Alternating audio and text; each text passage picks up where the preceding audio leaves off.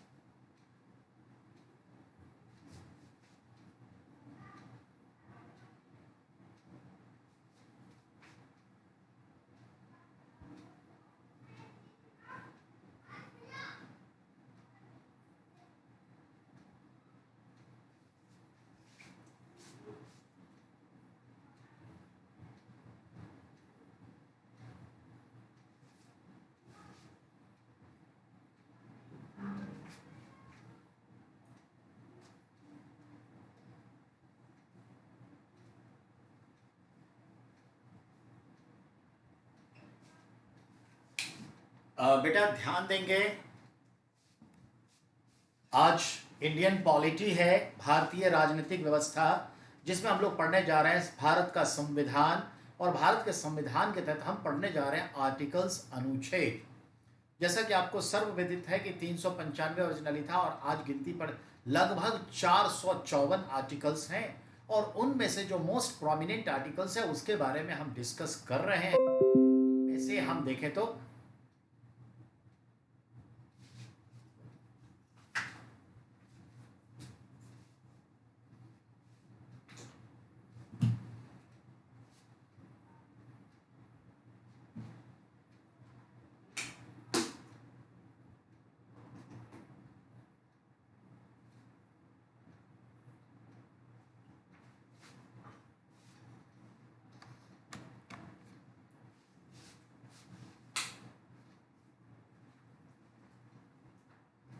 चलिए, थोड़ा battery charge लगाना था, वो लगा दिया है। तो बेटा इनमें से हमने पिछली क्लास में आर्टिकल्स 1 से लेकर के 123 तक पढ़े थे। अब हमें इससे आगे बढ़ना है। अब हमें आर्टिकल संख्या नंबर 124 से लेकर के 263 यानी establishment of the supreme court से लेकर के establishment of inter state council, सर्वोच्च न्यायालय के गठन से लेकर हम पढ़ेंगे अंतरराज्यीय संगठन का जो गठन होता है वो काउंसिल, अंतरराज्यीय परिषद, इंटर स्टेट काउंसिल। ठीक है, इस पर फोकस करें। जैसा मैंने आपसे कहा है कि यहां पर हमें ज्यादा डिटेल में नहीं जाना, हमें बस हाईलाइट रखना है कि which one serial number of articles related with which subject, wherever we feel and whatever I know where is need to be discussed in detail, I'm already doing it. So just start now. आपको हमने polity की ये तमाम चीजें already कर दिया है PDF, उस पर ध्यान देंगे। और इस सैटरडे संडे हम और भी पीडीएफ करंट अफेयर्स का पूरे जुलाई तक का भेज देंगे और फिर अदर सब्जेक्ट्स में आगे पढ़ेंगे। हिस्ट्री में मॉडर्न इंडिया का भेज देंगे और पॉलिटी में सारा भेज देंगे। तो पॉलिटी से फिनिश हो जाएंगे, हिस्ट्री से फिनिश हो जाएंगे, करंट अफेयर्स से भी फिनिश ही चलते रहते हैं। तो फिर हम एडवांस होकर के 15 अगस्त के बाद भेज देंगे आपका ज्योग्राफी और इकोनॉमी, ताकि उसको पढ़िएगा और 10 सितंबर से हम शुरुआत कर देंगे उसकी। वेल बेटा 124 आर्टिकल्स क्या कहता है उस पर हमें नजर डालनी है। The Articles 124 is considered about the establishment and structure of the Supreme Court. सर्वोच्च न्यायालय का गठन और उसकी संरचना कैसे होगी, आर्टिकल 124 में बताता है। 1 2 का 4, 4 2 का 1, माय नेम इज लखन। तो देखा जाए तो वो सीन क्या बनता है, 1 2 का 4। समझ में आई बात? तो हमारे जुडिशियरी ही एक है अभी बचा हुआ एक हद तक कि 1 2 का 4 नहीं करता। क्यों? ध्यान में रखिएगा। तो चलिए अब है 124 ए, 124 ए। ये क्या है?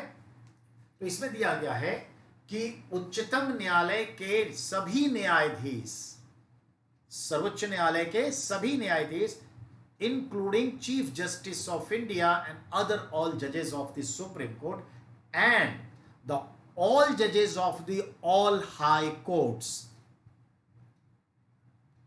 impeachment like process under Article 124A, 124A अनुच्छेद के तहत भारत के सर्वोच्च न्यायालय के सभी न्यायाधीशों पर तथा भारत के अंतर्गत सभी उच्च न्यायालयों के सभी जजों पर, मुख्य न्यायाधीश सहित, उसे पद से हटाने के लिए महाभियोग जैसी प्रक्रिया का अपनाया जाना। To act the process of impeachment like process to remove from the post. ठीक है, लाइक शब्द यूज किया है, जैसी शब्द यूज किया है, क्योंकि जब महाभियोग कहेंगे इंग्लिश में इम्पीचमेंट, तो ये सिर्फ और सिर्फ महामहिम राष्ट्रपति के लिए होगा हटाने के लिए। बाकी जितनों को सेम प्रोसेस से हटाएंगे, पर नाम में एक शब्द और लगा देंगे, महाभियोग जैसी, इम्पीचमेंट लाइक। आर्टिकल 125 125 कहता है न्यायाधीशों के वेतन। किसके? सर्वोच्च न्यायालय के न्यायाधीशों के वेतन। हम 124 से लेकर 139 तक, 39 क्या, 143 तक हम सुप्रीम कोर्ट के बारे में बात करेंगे। गौर फरमाइएगा, 124 से 143 लगभग 19 आर्टिकल हैं जो directly concern with the supreme court of India. ठीक है, अब आइए, तो 125 कहता है सर्वोच्च न्यायालय के न्यायाधीशों के वेतन भत्ते आदि की बात। और आप भी जानते हैं सर्वोच्च न्यायालय के न्यायाधीशों के वेतन तय करने का अधिकार पार्लियामेंट को है और दिया भी जाता है सेंट्रल कंसोलिडेटेड फंड से, यानी केंद्र सरकार के संचित निधि से, कंसोलिडेटेड फंड ऑफ इंडिया और union government. There's salary, allowances and all facilities वहीं से दिया जाता है, decided by the parliament। Next 127 और 126, 126 क्या कहता है? कार्यकारिणी मुख्य न्यायाधीश की नियुक्ति। जब कोई चीफ जज बीमार हैं, आउट ऑफ इंडिया हैं, अचानक डेथ कर गए, तो कौन बनेगा आगे? तो एग्जीक्यूट करने के लिए, फंक्शन एग्जीक्यूट करने के लिए then and there executive chief जज ऑफ इंडिया अपॉइंट किया जाता है। जो सीनियर मोस्ट है उसी को बना दिया जाता है। ये याद रखिए, इसको अंडर 126 एक्ट से जानेंगे, appointment of executive chief justice of India, एंट्रीन, तत्काल के लिए, कार्यवाहक। ठीक है, अब आइए 127। बेटा 127 में है तदर्थ न्यायाधीशों की सर्वोच्च न्याय, मतलब क्या कहते हैं, न्यायालय में नियुक्ति। अब तदर्थ शब्द का इस्तेमाल एड हॉक कहते हैं। एड हॉक मतलब अस्थाई। क्या मतलब? जैसे अभी आपको मालूम है 33 जजेस हैं और +1 यानी 34 जज हैं। तो इसके अलावा अगर वर्कलोड ज़्यादा है and feel the need to appoint more जजेस but there are no chance to be increase the post, then temporary basis, ad hoc basis, we have to appoint more judges.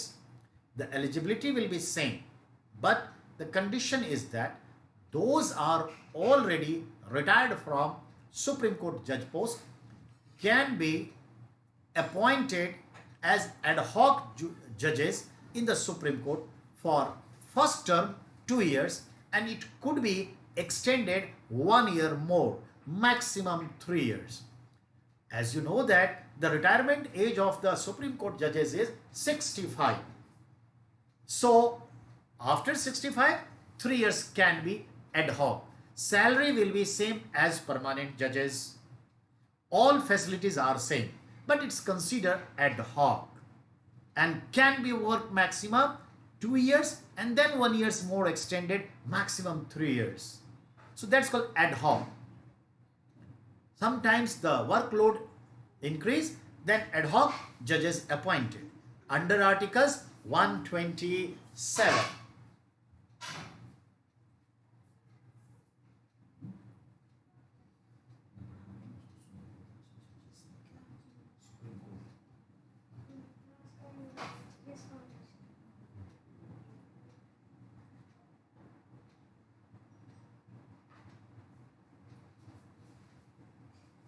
Well, the next one, 129, उच्चतम न्यायालय का अभिलेखीय न्यायालय होना बड़ा अच्छा है. The supreme court and high courts दोनों बेटा अभिलेखीय न्यायालय है. हम सर्वोच्च न्यायालय की बात कर रहे हैं. सर्वोच्च न्यायालय एक रिकॉर्ड जुडिशियरी भी है. ठीक है, सर्वोच्च न्यायालय जो है अभिलेखीय न्यायालय भी है.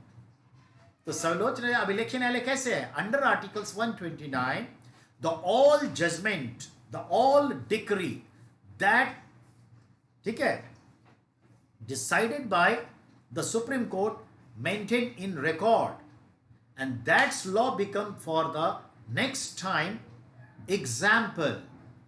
दैट्स कॉल्ड, इसी को कहते हैं ऑल इंडिया रिपोर्टर. तो ये होता है. तो जितने भी फैसले सुप्रीम कोर्ट हाई कोर्ट के होते हैं सब रिकॉर्ड हो जाता है. ये कानून बन जाता है कि पर्टिकुलर सर्कमस्टांसेस में जो अपराध हुए उसमें ये पनिशमेंट दिया गया और ये एक सीन बन के अपने आप एक लॉ बन गया. In future if happened the same situation, the punishment will apply same. So ये सब एक एग्जाम्पल, एक नजीर बन जाता है, इसलिए ये रिकॉर्ड में रखा जाता है. इट मीन्स उसके कोई भी फैसले एक कानून है, हाई कोर्ट का भी, सुप्रीम कोर्ट का. तो under articles 129 the supreme court is a record judiciary, record न्यायालय है, अभिलेखीय न्यायालय. ठीक है, अब आगे समझिए. 131 उच्चतम न्यायालय की आरंभिक अधिकारिता. 131 क्या कहता है? Supreme court has some jurisdiction, primary jurisdiction. What primary jurisdiction? सर्वोच्च न्यायालय को आर्टिकल 131 के तहत कुछ प्रारंभिक क्षेत्रीय अधिकारिता मिलती है. क्या? अगर कोई दो राज्यों के बीच के कोई भी झगड़े, केस, विवाद हैं जुडिशियल, तो वो सुप्रीम कोर्ट में ही एंट्री होगी, सुनवाई होगी. High court has no power because it could be bias, तो सुप्रीम कोर्ट है. If group of the two states, group of states, that case is already indulged in the Supreme Court. If one side union government, other side one state government have any cases, goes to Supreme Court. If one side central government and other side's group of the states, that case goes to the Supreme Court. If any case concerned to murder, not attempt to murder or murder, directly you can go in Supreme Court. Okay, if any fundamental rights related things, you can go directly Supreme Court. Okay, so there are some things where you have to be directly reach to the Supreme Court. That's called primary jurisdiction, प्रारंभिक क्षेत्राधिकार. If any matter related to explanation of the Constitution of India, directly the case will be indulged in the Supreme Court, not in High Court. तो ये चीजें, संविधान का कोई सारवान प्रश्न उपस्थित है, if any important matter related to the Constitution of India, that goes to the Supreme Court. Okay, so these are, तो सुप्रीम कोर्ट को इन मामलों में क्षेत्राधिकार प्राप्त है. ठीक है, राष्ट्रपति से रिलेटेड हो, उपराष्ट्रपति से रिलेटेड हो, सेंट्रल से रिलेटेड हो, all these are. Next 136, appeal के लिए उच्चतम न्यायालय की विशेष इजाजत. 136 is considering if you want to be appeal to the President of India or re-appeal in the court of Supreme Court, then the special procedures of the Supreme Court under Article 136 have given to permission. 136 के तहत सर्वोच्च न्यायालय कोई प्रावधान करता है कि वह री अपील की इजाजत दे सकता है, मेंटेन कर सकता है, या फिर आगे राष्ट्रपति के लिए आप अपील कर सकते हैं. तो ये प्रोसेसिंग वहीं से होगा. फिर है बेटा 139, बहुत अच्छा है. कुछ मामलों में रीट निकालने की शक्तियां उच्चतम न्यायालय को, ठीक है, को प्रदत्त किया जाना. कुछ मामलों में रीट निकालने की शक्तियां, WRITS, रीट्स निकालने की शक्तियां उच्चतम मामले को है. क्या मतलब कुछ मामले क्या है? रीट्स मतलब क्या होता है? जुडिशियल ऑर्डर, न्यायिक आदेश. और सर्वोच्च न्यायालय को आर्टिकल्स 139 से कुछ जुडिशियल ऑर्डर्स देने की अधिकारिता है. ये 5 तरह के हैं जो मैं आर्टिकल्स 32 में आपसे बात कर रहा था. ये 5 कौन कौन से हैं? हैबियस कॉर्पस, जिसको बंदी प्रत्यक्षीकरण कहते हैं. यानी कोई भी व्यक्ति जो कन्विक्ट है, ठीक है, चार्ज सीटेड है, उसको 24 घंटे के अंदर अरेस्ट करके, अरेस्ट टाइम से 24 घंटे के भीतर, when you have to be arrest after 24 hours within, you have to be show in front of, यानी बिफोर एनी मैजिस्ट्रेट्स. अब तो ये है, नहीं तो पहले लिखा था उसी के पास, इसमें यात्रा का समय कट जाता था. तो ये चीज है. लेकिन उसको, बंदी को, यानी जो है चार्ज सीटेड, उसको आपको सामने लाना होगा मैजिस्ट्रेट से, तभी वो रिमांड पर भेजा जाएगा. ये है. इससे क्या होता है कि हमारे आपके अधिकार बने रहते हैं. हो सकता है गलत आदमी को पकड़ लिया हो तो बोल सकता है ना, टॉर्चर किया हो, कोई ऐसा केस नहीं हो उसकी वजह से फिर मारा हो, पीटा हो, टॉर्चर किया हो, क्योंकि पुलिस को मारने पीटने का राइट नहीं है जब तक कि आप पुलिस के साथ सिंपल वे में बिहेव कर रहे हैं. If you want to be shoot the police on the time of arresting, they will shoot even. ये चीज है. फिर है आपका परमादेश, इसको क्या कहते हैं? मैंडामस. यानी सुप्रीम कोर्ट कोई आदेश भी दे सकता है, मिनिस्ट्री को भी, गवर्नमेंट को भी, प्रशासन को भी, एडमिनिस्ट्रेशन को भी, और देता है बहुत जगह. तीसरा क्या है? अभी देखिए सुप्रीम कोर्ट ने ऑर्डर दिया ना, सुशांत सिंह मामले की गंभीरता को देखते हुए इसे सीबीआई से जांच करवाई जाए. जांच शुरू. ये क्या है? परमादेश, आदेश है ये, जो भी अभी आपने देखा है, सब आर्टिकल 139 के थ्रू. तीसरा क्या है? प्रोहिबिशन, प्रति निषेध. कुछ वर्क को वो प्रोहिबिट कर देगा. It could not be happen, prohibited, prohibit करता है समय समय पर. समझ आई बात? तो ये चीज है. अब उसी तरीके से आगे है क्या? क्यो वारंटो, अधिकार प्रक्षा. क्या मतलब है? वो एक्सप्लेनेशन ले सकता है मिनिस्ट्री से, गवर्नमेंट से, प्रशासन से, कि आपने अपने किस पावर का इस्तेमाल करते हुए यह काम किया है, आपने किस हैसियत से इसे सस्पेंड किया है, क्यों ना आपको आपके पद से हटा देना चाहिए. तभी तो वो अपनी शक्ति का इस्तेमाल करके हमारे मूल अधिकारों की रक्षा करता है. Fifth one is called the certiorari. और सरसेरेरी का मतलब है उत्प्रेषण. और उत्प्रेषण का अर्थ क्या हुआ? तो ये, जब कोई मुकदमा किसी न्यायालय में दर्ज है, उस मुकदमे को उस न्यायालय से भारत के किसी अन्य समकक्ष न्यायालय या ऊपर के न्यायालय में भेजा जा सकता है. All this power under supreme court. Jayalalithaa का केस, मनी लॉन्ड्रिंग का, यानी इनकम से ज्यादा पैसे आपके पास हैं, का केस कहां? तमिलनाडु में. पर एंटी पार्टी ने कहा She is chief minister, has very powerful, can violate the cases, can use their power as a misusing point of view. Why not the case could be transferred to other state? तो कर्नाटक के high court में उसका case चलता था, वहां लड़ती थी. जिया ul Haq, our DSP, killed by Raja Bhaiya, as seen is saying. Jia ul Haq wife request to the Supreme Court the case should be transferred from Allahabad High Court to Supreme Court and did. Supreme Court ने कर दिया. क्यों? राजा भैया का influence है वहां पर, जज को भी इन्फ्लुएंस में ले सकते हैं. These are, तो ये चीज है. If any cases in high courts is very prominent, there are some matters of the constitutions related. Supreme Court has authority directly can to make this case, stop it and send to me. If High Court कोई case में hearing final सुनाने जा रही है जिसमें फांसी की सजा है, तो बोल सकता है स्टॉप इट, और बोल सकता है ट्रांसफर कर दो. These are set. So this such 5 types of the writs is called the judicial order, and it is very important to stop violations of our fundamental rights under 139. Hot question आएगा यहां से. अब आपके पास है उच्चतम न्यायालय से परामर्श करने की राष्ट्रपति की शक्ति 143. That is very prominent question always come. क्या? ध्यान से सुनेंगे. अंडर आर्टिकल्स 143 राष्ट्रपति जो हैं भारत के न्यायिक मामलों में एकमात्र सलाह सर्वोच्च न्यायालय के भारत के मुख्य न्यायाधीश से ले सकते हैं.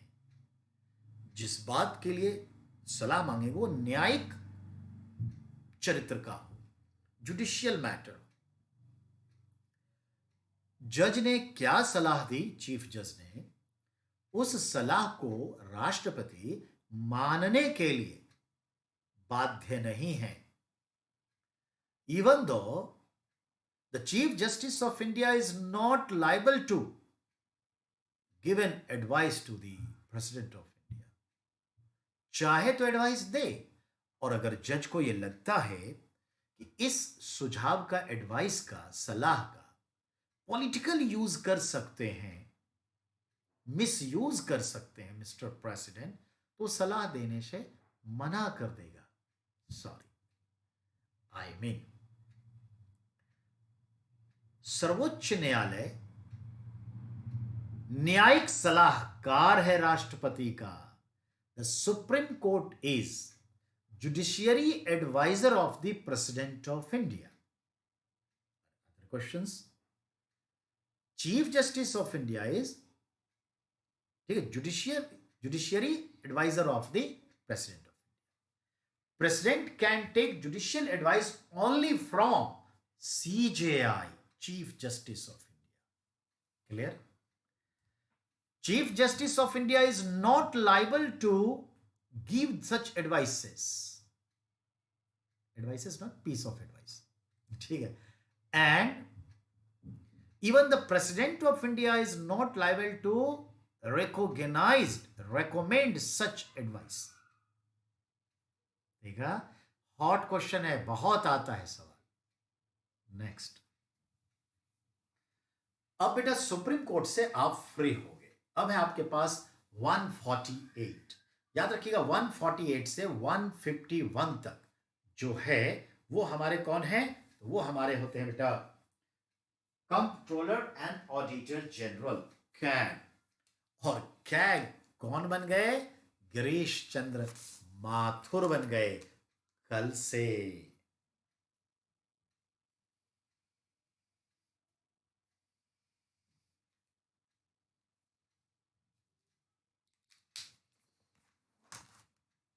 ठीक है, ध्यान से सुनिएगा. 148 से 151 ये CAG कैग से रिलेटेड, तो हम इसे पढ़ने जा रहे हैं. ठीक है. Articles 148 is saying the post of CAG ठीक है, comptroller and auditor general, Bharat का, ठीक है, महालेखाकार निरीक्षक, भारत का महालेखाकार और निरीक्षक, तो भारत का निरीक्षक एवं महालेखाकार कहते हैं। तो चलिए, तो भारत का नियंत्रक और महालेखाकार या महालेखा परीक्षक दोनों शब्द आता है। सबसे अच्छा होता है कंप्ट्रोलर एंड ऑडिटर जनरल, इसका मतलब यह हो गया ऑडिटर में भी जनरल लगा है और कंप्ट्रोलर भी है। तो भारत का नियंत्रक एवं महालेखा परीक्षक, ऑडिटर है ना तो ऑडिट करेगा, परीक्षक। This post under 148। 149 नियंत्रक महालेखा परीक्षक के कर्तव्य और शक्तियां। What is the duty and power of CAG CAG? What is the duty and power of CAG? ये याद रखिएगा। 150 saying संघ और राज्यों के लेखाओं का प्रारूप तैयार करना। Under Articles 150, CAG prepare the all audits of Central Consolidated Fund and all States Consolidated Fund। तो दोनों के संचित निधि का, केंद्र और राज्यों के संचित निधि का पूरा ब्यौरा डाटा कौन तैयार करता है? कैग करता है। यानी ये केंद्र और राज्यों के बीच कड़ी का काम है, बिल्कुल कड़ी का काम है। अब आइए 151 क्या 1 के तहत क्या है? इसमें दिया हुआ है सम परीक्षा प्रतिवेदन राष्ट्रपति और राज्यपाल को देता है। क्या मतलब है? सम परीक्षा मतलब जो ऑडिट किया है संचित निधि के धन का, वह किसको देगा वो पूरा रिपोर्ट।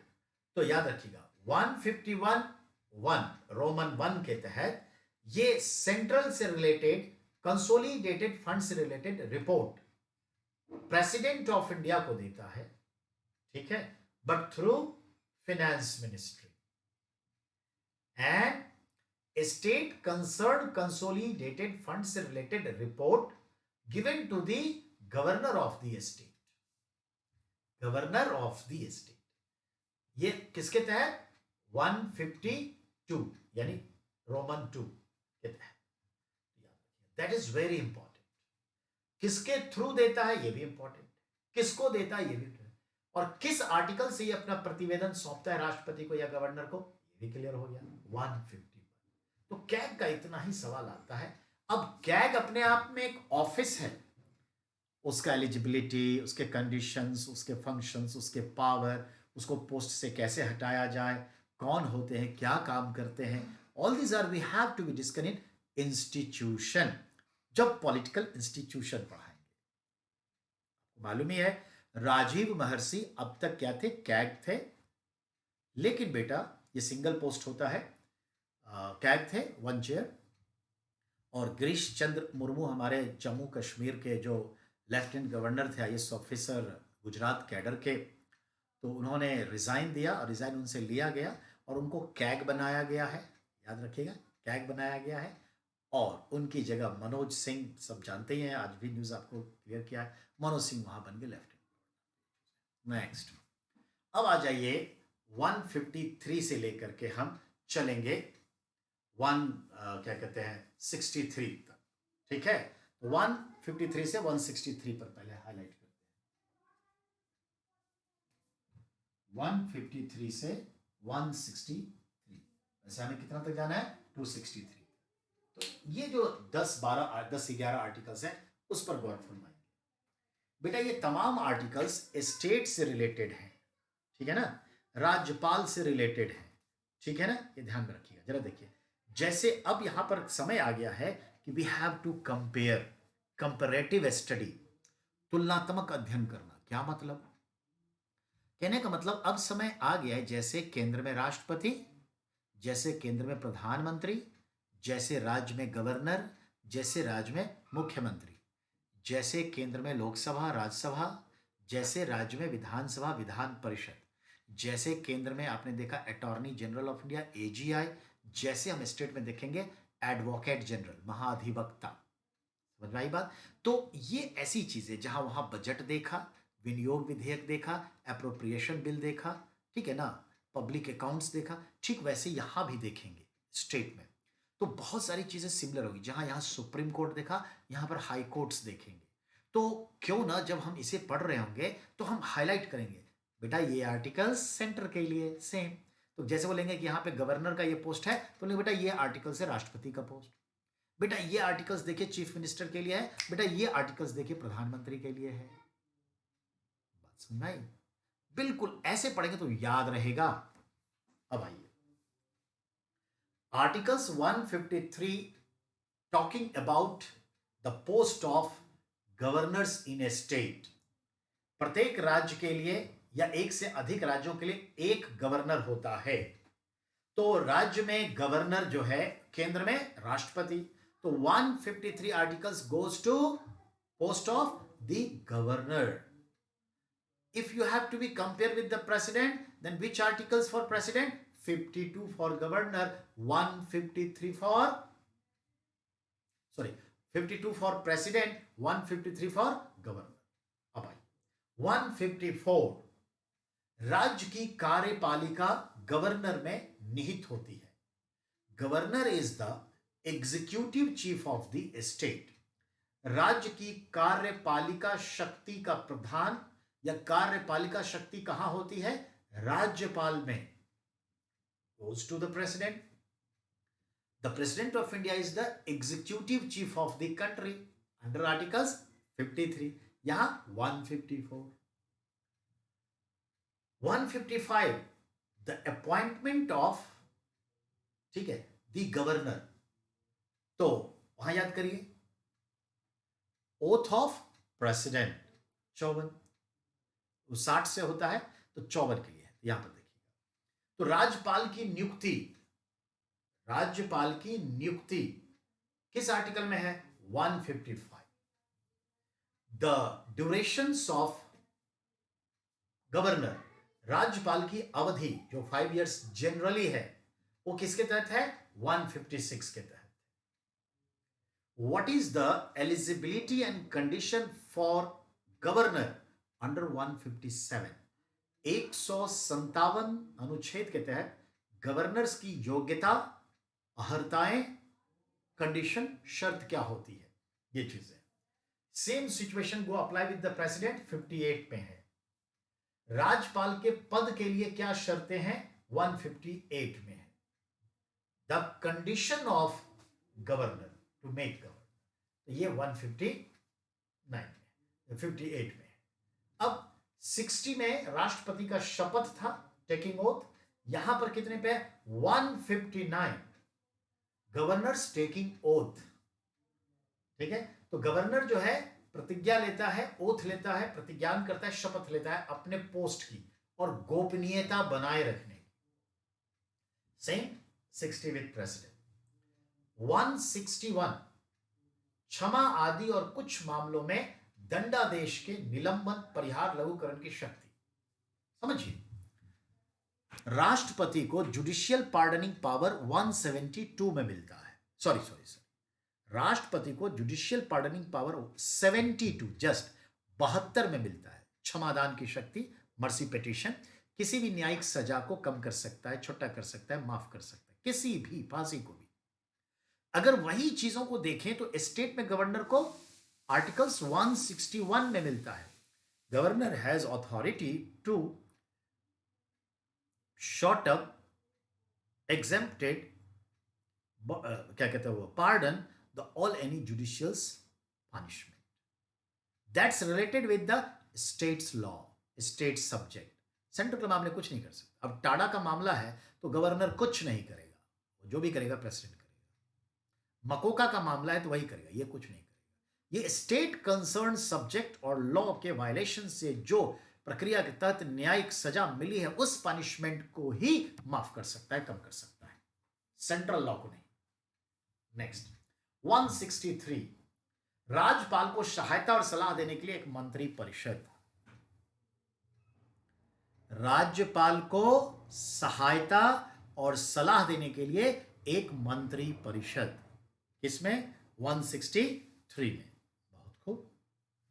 74 आर्टिकल्स में केंद्र में एक मंत्री परिषद का गठन जो राष्ट्रपति को सलाह देगा, सहायता देगी। तो स्टेट में गवर्नर को सहायता सलाह देने के लिए भी एक मंत्री परिषद है अंडर आर्टिकल्स 163। तो इसको 74 से तुलना करिए, केंद्र में 74, यहां 163, ऐसे ध्यान में रखना है। अब आइए 165, राज्य का महाधिवक्ता। महाधिवक्ता मतलब एडवोकेट जनरल। जिस तरह से केंद्र में एजीआई है आर्टिकल 76 के तहत कि वह भारत सरकार का प्रथम विधि अधिकारी है, फर्स्ट लॉ ऑफिसर है, लीगल एडवाइजर है एज ए फर्स्ट चीफ।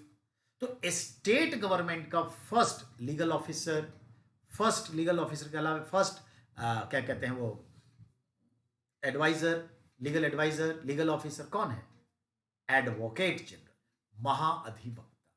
तो आप महाअधिवक्ता की तुलना जो राज्य में है उसको केंद्र के एजीआई से कर सकते हैं। तो ये इसका आर्टिकल्स 165 है, उसका आर्टिकल्स 76 है। ठीक है, अब आगे बढ़ेंगे। अब है 167। ठीक है, 167 क्या कहता है, गौर से सुनिए। मुख्यमंत्री समय समय पर राज्य के राज्यपाल से मिलकर उन्हें राज्य की परिस्थितियों और विधान मंडल में चल रहे गतिविधियों से अवगत कराते रहेंगे।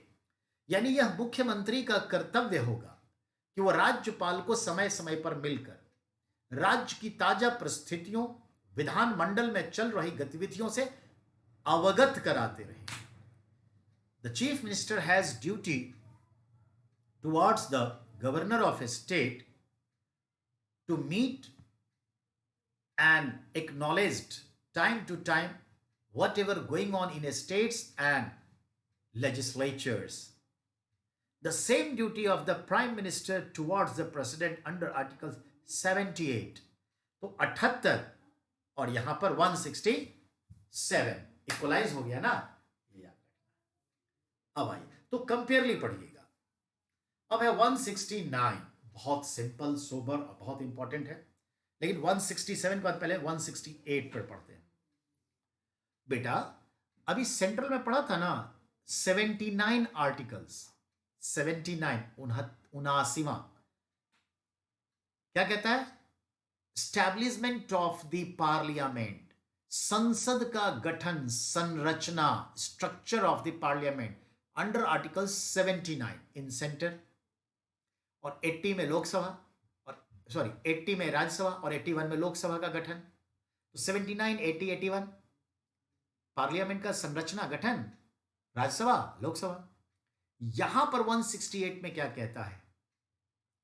राज्य के विधान मंडल की संरचना और गठन, यह मतलब है। यानी यह कहता है कि विधान मंडल का गठन कैसे होगा। The structure and establishment of the state legislature, what ever unicameral और bicameral, that is not issue. And 169 ये देखिए, तो 168 देखा, तो 169 ध्यान देंगे, गौर फरमाइएगा बेटा। आर्टिकल्स 169 कहता क्या है उसको गौर से सुनिए। अगर कोई राज्य अपने राज्य में second house, I mean legislative council established करना चाहता है, तो वह उस राज्य की विधानसभा में 2/3 बहुमत से इसे पास करके केंद्र को भेज देगा। केंद्र इसे सिंपल मेजॉरिटी से पास करके संरचना के गठन करने की इजाजत दे देगा। फिर कहता है अगर कोई स्टेट में ऑलरेडी डबल हाउस सिस्टम है, बाई कैमरल है, यानी लेजिस्लेटिव काउंसिल है, अपर हाउस है, पर अब उसे हटाना चाहता है, एग्जेम्प्ट करना चाहता है, तो क्या करे? वही 169 कहता है that states assembly will pass such related bill with 2/3 of majority, absolute majority, then send to central, and the central government will pass it with simple majority of the parliament and do it, and it will be deleted. यानी प्रांतों में जो द्विसदनात्मक व्यवस्था के तहत जहां पर कहीं भी किसी राज्य में विधान परिषद है या फिर नहीं है तो इसे हटाने के लिए और नहीं है तो इसे स्थापित करने के लिए उस राज्य की विधानसभा कैपेबल है, 2/3 से बिल पास करके कर सकती है। केंद्र को बस हां ना करके सिंपल पास करना ही है। It is mandatory of the parliament have to pass whatever the formation of legislative council or deletion of legislative council. These power actually in hand of the legislative assembly of the particular states under articles 169. यही तो सवाल आपसे पूछता है बहुत प्यार से कि किसी राज्य में द्वितीय सदन उच्च सदन की स्थापना का या उत्सादन का अधिकार किसके पास है? उस राज्य की विधानसभा के पास है। कितने बहुमत से? 2/3 एब्सोल्यूट मेजॉरिटी से। केंद्र का क्या रोल है? सिंपल मेजॉरिटी से पार्लियामेंट से पास करना। सो सिंपल, हॉट क्वेश्चन है। अब आइए 170। अब देखिए आप वहां पे क्या था 80, यहां पे क्या 170। ठीक है, तो पहले तो यहां पे सॉरी वहां पे थोड़ा ये है, वहां पे जो 81 है वहां ये 170 है। तो 170 अनुच्छेद क्या कहता है? राज्य की विधानसभाओं की संरचना, the structure of the state assembly, first house lower house की बात करता है, जो आर्टिकल्स 81 में लोकसभा के लिए। 171 विधान परिषदों की संरचना यानी structure of the legislative council यानी अपर हाउस, सेकेंड हाउस, यानी 80 फॉर राज्यसभा, कंपेयर करना है। 172 राज्यों के विधान मंडलों की, ठीक है, सदस्यों की अहर्ताएं, ठीक है 172 ना, हाँ, राज्यों के विधान मंडलों की अवधि, the terms of states legislature 172। तो टर्म्स क्या है? विधानसभा 5 year and Vidhan Parishad state Vidhan Parishad के members for 6 years. This is permanent house, so no any term. 173, ठीक है, eligibility to become member of legislature, state legislature, राज्यों के विधान मंडलों में सदस्य बनने के लिए क्या अहर्ताएं हैं, क्या योग्यताएं हैं, क्या शर्त है? मालूम है एज क्या होना चाहिए? 25 होना चाहिए, एक में 30 होना चाहिए, सब चीजें। 174 राज्य के विधान मंडल के सत्र, सत्रावसर और विघटन। क्या मतलब? बेटा केंद्र में लोकसभा राज्यसभा के सत्र बुलाने, स्थगित करने और अंत करने का जिम्मेवारी प्रेसिडेंट ऑफ इंडिया को है अंडर आर्टिकल्स 85 85। वही चीज यहां पर आर्टिकल्स 174 से governor has authority to call the session of the state legislature, adjourn the session of the state legislature, even the ended the state legislature's session. All these are in hand of the governor. अभी देखा नहीं यही सत्र बुलाने के लिए राजस्थान में क्या क्या हुआ? अगर सत्र बुलाने की इच्छा है मुख्यमंत्री को, मंत्री परिषद को, तो वह इस बात को ओके करेगा, डिसाइड करेगा कैबिनेट की सत्र बुलवाया जाता है, और डिसाइड करने के बाद ये दे देगा किसको? दे देगा ये ऑलरेडी स्पीकर को, and speaker will be notified and inform to the argument to the governor of the state, और गवर्नर फिर उसे 21 दिन के बाद कभी भी सत्र बुलाने की इजाजत दे सकता है। जनरली 21 दिन तो वो ले सकता है। वही तो हुआ ना कलराज मिश्र गवर्नर और गहलोत जी के बीच में, जो 14 तारीख को अब है। तो ये चीज है, ठीक है, तो ये ध्यान में रखना है। इमरजेंसी के लिए कभी भी बुलाया जा सकता है, पर यहां तो जो स्थिति है पूरा पॉलिटिकल है, तो ये किसकी पावर है? अब आइए, लेकिन गवर्नर भी मंत्री परिषद के रिक्वेस्ट को मानने के लिए, रिक्वेस्ट ही नहीं मतलब सलाह को मानने के लिए बाध्य है, लेकिन विशेष परिस्थिति में यह समय ले सकता है। आइए 176 राज्यपाल का अभिभाषण।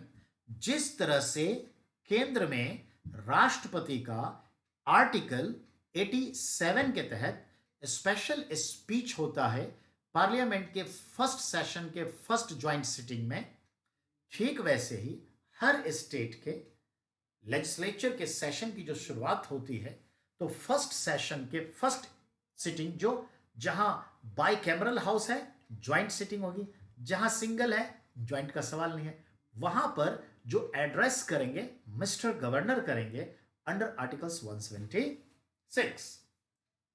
अब है 178 विधानसभा का अध्यक्ष और उपाध्यक्ष। तो 178 में क्या है, the speaker of the legislative assembly and deputy speaker of the legislative assembly. Same situation 93 in speaker of the Lok Sabha. 199 ठीक है, तो 199 में क्या है, धन विधेयक की परिभाषा। रबर 199 में राज्य के धन विधेयक की परिभाषा, definition of the money bill in states that will whole sole depend upon the speaker of the Vidhan Sabha. In the center 110 definition of the money bill in the parliament by speaker of the lok sabha। तो यहां 199 वहां 110।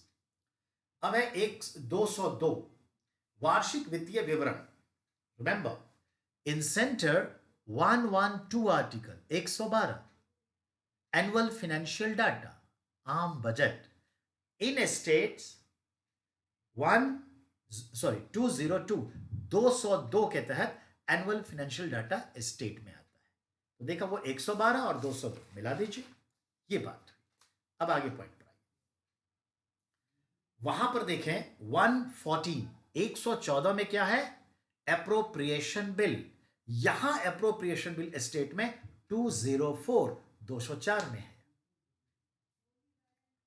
वहां 115 में आपके पास क्या है, complementary demand, surplus demand, grant नहीं, तो ये चीज यहां पर क्या है, वो 205 में है, अनुपूरक मांग, अतिरिक्त मांग, अधिक अनुदान।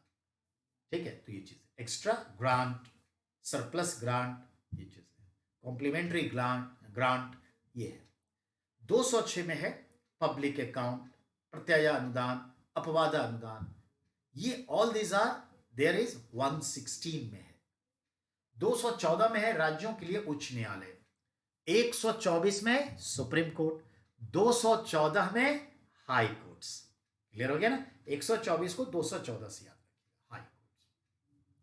तो इस तरह से हम देखेंगे अगर, तो हम ये देख सकते हैं 262 तक ये एज इट इज चला जाएगा, यानी 214 से लेकर 262 के बीच में देखते हैं काफी कुछ होता है। लेकिन चलिए 5 मिनट का एक ब्रेक ले लीजिए, जस्ट 5 मिनट्स एक ब्रेक लीजिए, I am come back.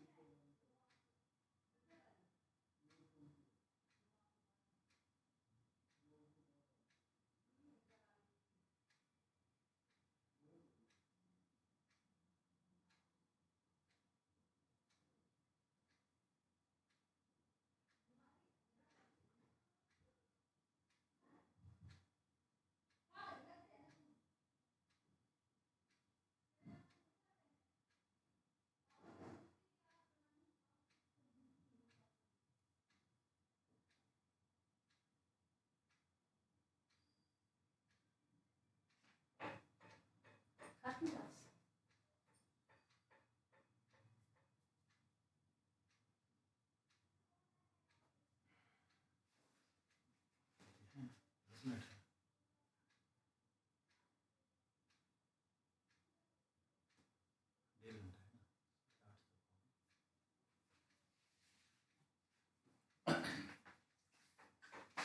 Well बेटा, अब आगे बढ़ते हैं। तो अब हमारे पास है 214 राज्यों के लिए एक उच्च न्यायालय की बात करता है, जैसे सुप्रीम कोर्ट के लिए 124 आर्टिकल बात करता है। 215 कहता है उच्च न्यायालयों का अभिलेखीय न्यायालय होना, यानी high court is record judiciary, record court. Same 129 the supreme court is record court. अभिलेखीय न्यायालय 129 के तहत सुप्रीम कोर्ट है, तो इधर देखिए आप 215 के तहत क्या है, हाई कोर्ट्स रिकॉर्ड कोर्ट है। इसके भी ऑल इंडिया रिपोर्टर में छप करके वो लॉ बन जाते हैं, हर एक केस एक डिग्री। 216 कहते हैं उच्च न्यायालयों का गठन, the structuring of the high court. The same 124 structuring of the supreme court. 217 कहते हैं उच्च न्यायालयों के न्यायाधीशों की नियुक्ति और उसके पदों की शर्तें। 217 articles considering the term, condition and eligibility to become judges of the high court. The same you have to be go, वहां भी होता है। 221 कहता है the salary of high court judges, उच्च न्यायालयों के जजों के वेतन आदि भत्ते 221 के तहत। तो जरा हम गौर फरमाएं, इनके वेतन तय करने का अधिकार पार्लियामेंट को है। The all high courts salaries, transfer, posting is Parliament. तो ट्रांसफर पोस्टिंग तो चलिए कॉलेजियम सिस्टम से आ गया, लेकिन the salaries of the all high courts जजेस decided by the Parliament, but burden on consolidated fund of the state government. तो याद रखिएगा, स्टेट गवर्नमेंट पर बर्डन होता है, डिसाइड वो करेगा, देगा। अब आइए 226 कुछ रीट्स निकालने की उच्च न्यायालय की शक्ति। जो शक्ति सर्वोच्च न्यायालय को 139 आर्टिकल से मिलता है, जुडिशियल ऑर्डर 5 टाइप्स की निकालने की, writs 5 type of, habeas corpus, परमादे मतलब mandamus, prohibition, certiorari, quo warranto. Same for high courts in their own jurisdiction, जहां तक उसका कार्य क्षेत्र है उसमें। तो किसके तहत 226, तो 226 फॉर हाई कोर्ट, 139 फॉर, और ये दोनों किसके अंतर्गत, 32 के अंतर्गत। अब आइए उसके बाद है आपका 239 संघ राज्य क्षेत्रों का प्रशासन। आर्टिकल्स 239 के तहत संघ राज्य क्षेत्रों का प्रशासन है। The administrations of union territories, you know how many union territories but this time is going on, तो उनके लिए प्रशासन की बात करता है। अभी तो कितने हैं, 8 है ना, Jammu and Kashmir, Ladakh 2, Chandigarh UT 3, Dadar Nagar Haveli Daman and Diu 4 हो गए ना, एनसीटी दिल्ली 5, लक्षद्वीप 6, पुडुचेरी 7, अंडमान निकोबार 8, 28 राज्य और 8, 36। तो ये जो 8 हैं यूनियन टेरिटरी, उसके प्रशासन की बात कर रहा है 239 से। अब इसी 239 में क 239 ए यानी ऐसे 239 दिया ना, ए ऐसे हो गया, ऐसे बोलिए। तो 239 ए में क्या है, तो याद रखिएगा 239 ए में बताता है दिल्ली के संबंध में विशेष उपबंध, a special procedure for NCT Delhi and Puducherry. क्या special procedure, you have to understand 69th amendment and 17th amendment के तहत दिल्ली और पुडुचेरी को एक विशेष अर्ध राज्य का दर्जा देते हुए, स्पेशल कंडीशन देते हुए, यहां पर जो है एमएलए को राष्ट्रपति के इलेक्शन में वोट देने का राइट देकर electoral member of the president बना दिया। फिर इनको जो है एक लेजिस्लेचर दे दिया, विधानसभा दोनों को, और क्या दे दिया? और दे दिया कि उसके 10% के मेंबर से काउंसिल ऑफ मिनिस्ट्री बनेगी. All these three systems is given to the NCT Delhi and Puducherry temporarily, special way में, इसे कभी भी वापस लिया जा सकता है. जैसे कश्मीर का वापस ले लिया टेम्पररली, तो इसका भी वापस ले लेंगे. समझ में आई बात? तो ये है 239 ए में. चलिए अब है 243 ए टू जेड. ये क्या है? तो local government. As you know that 243 A से लेके जेड तक लोकल गवर्नमेंट से रिलेटेड जो है क्लॉजेज हैं, आर्टिकल्स हैं.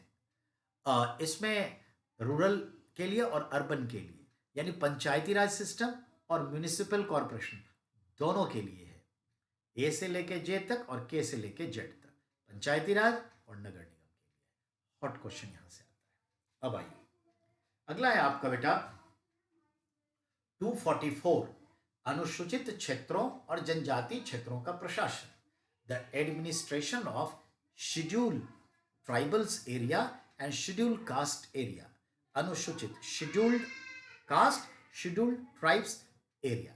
ऐसा कोई भी क्षेत्र विशेष, चाहे वो डिस्ट्रिक्ट हो या 2-4 डिस्ट्रिक्ट मिला के हो या with in the district particular area हो, जहां की आबादी में 50% प्लस या तो एससी है या एसटी है या एससी एसटी मिला करके 50% प्लस है, तो उन जगहों को अगर उसकी स्थिति ठीक नहीं है तो राष्ट्रपति उसे शेड्यूल कास्ट एरिया या शेड्यूल ट्राइब्स एरिया डिक्लेयर कर सकता है या schedule caste and tribes area declare कर सकता है, और उसका एडमिनिस्ट्रेशन अपने हाथ में ले लेगा. पर उसका एडमिशन भी अपने हाथ में ना लेके through governors of the states चलाता है, और गवर्नर भी डायरेक्ट ना करके उस एरिया के डीएम, डिस्ट्रिक्ट मजिस्ट्रेट के थ्रू चलाता है. तो डीएम, गवर्नर और राष्ट्रपति के थ्रू ये काम करता है. तो इस तरह से याद रखिएगा, द एडमिनिस्ट्रेशन ऑफ शेड्यूल, ठीक है, caste areas and schedule tribes areas under articles 244. Now the next is that 262 अंतरराज्यीय नदियों या नदी दोनों के जल संबंधी विवादों का निर्णय. मतलब ये बेटा, जो हमारे देश में नदियां बहती है और एक से अनेक राज्यों में बहती है, जैसे गंगा नदी उत्तराखंड, यूपी, बिहार, झारखंड, ममता दीदी वेस्ट बंगाल, जैसे ब्रह्मपुत्रा अरुणाचल, असम टचिंग मेघालय, जैसे यमुना उत्तराखंड यूपी, जैसे सतलुज और उसका बेसिन. तो ऐसे कई हैं जो विद इन द कंट्रीज और कुछ राज्यों में है, और कुछ नदी ऐसी है जो कई देश से, अब गंगा है वो तो नहीं, पर ब्रह्मपुत्रा है, सतलुज है और सिंधु है, ये कई देशों, कोसी है, तो 2-3 देशों में बहती है. तो अगर कोई नदी अंतरराष्ट्रीय, इंटरनेशनली है, तो उनके बीच में किसी भी तरह का समझौता, समझ बनाना, contribution of water, distribution of water, कुछ भी करना, कोई ट्रीटी, वो सेंट्रल गवर्नमेंट देखेगी और उस कंट्री के साथ समझौता करेगी. जब विद इन द कंट्री अगर कोई 2 अधिक राज्यों में नदी बहती है, तो उसके बीच में कोई कंट्रोवर्सी होती है, कोई बात होती है, तो उसका एग्रीमेंट का, उसका लीडरशिप कौन लेगा? सेंट्रल गवर्नमेंट लेगी. समझ आए? और आजकल निर्णय तो सुप्रीम कोर्ट कर देती है, पंचायत बैठा देती है, ट्रिब्यूनल बना देती है, रिवर्स ट्रिब्यूनल, तो उसके तहत होता है, चाहे सतलुज का हो, यमुना का हो, कावेरी नदी का हो, ऐसा होता है. समझ में आई बात हमारी? तो ये अंडर आर्टिकल्स 262 है, 262 के तहत है, इंपॉर्टेंट है. अब आइए 263 अंतरराज्यीय परिषद के संबंध में उपबंध. आप समझिए क्या है. आर्टिकल्स 263 कहता है कि जब कभी किसी राज्य के या कई राज्यों के और केंद्र के बीच में कोई विवाद हो, कोई मसला हो, नहीं, कोई संदेह हो, तो उसके लिए अंतरराज्यीय परिषद का गठन हो और वो केंद्र और राज्यों के बीच के संबंध को बेहतर बनाने के लिए काम करेगी. To make good relationship between center and states. For this purpose, to solve the disputes between states and center, organized, set up inter-state council. Such provisions given in Article 263. समझ में आ गई बात?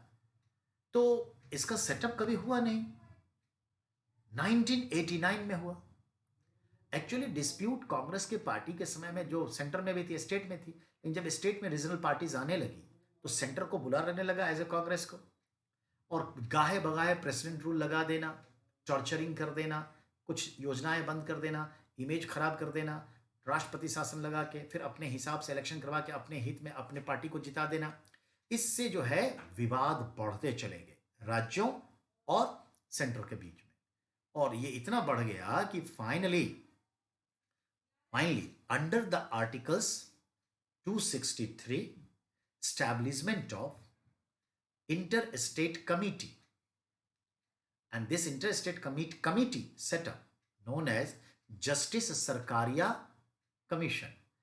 Retired judge of the Supreme Court, Mr. Sarkaria, known as Justice Sarkaria Commission, for 5 years.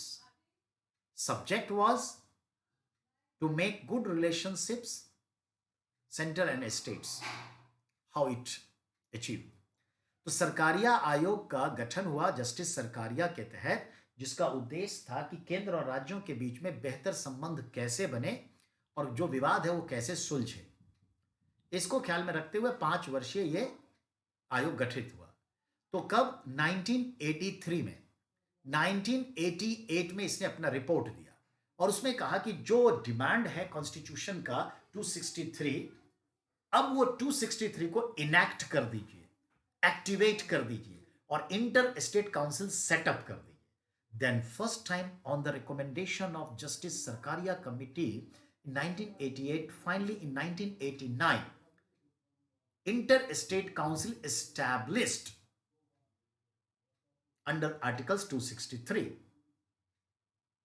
तो established हुआ, तब से inter-state council भी चल रहा है और रीजनल इंटर-स्टेट काउंसिल भी चल रहा है। ये डिटेल बताएंगे कि इंटर-स्टेट काउंसिल क्या होता है, ये चीज है, ठीक है। और समय समाप्त हो रहा है। 263 का हम लोग का टारगेट था, ये पूरा हो गया। कल हम 263 से आगे बढ़ेंगे और टारगेट को कल फुल्ली अचीव्ड कर लेंगे 372 तक, ठीक है। तो कल पूरा 1.5 घंटा लगेगा, नो डाउट। तो कल हम लोग आर्टिकल्स अचीव कर लेंगे तो इंस्टीट्यूशन में आ जाएंगे, और इंस्टीट्यूशन में आने का मतलब है कि आप जैसे आर्टिकल खत्म होगा आप 50% सिलेबस कवर कर लिए पॉलिटी के, 50 इंस्टीट्यूशनल बाकी है, ठीक है। आज के लिए इतना ही बेटा, बहुत बहुत धन्यवाद आप सभी।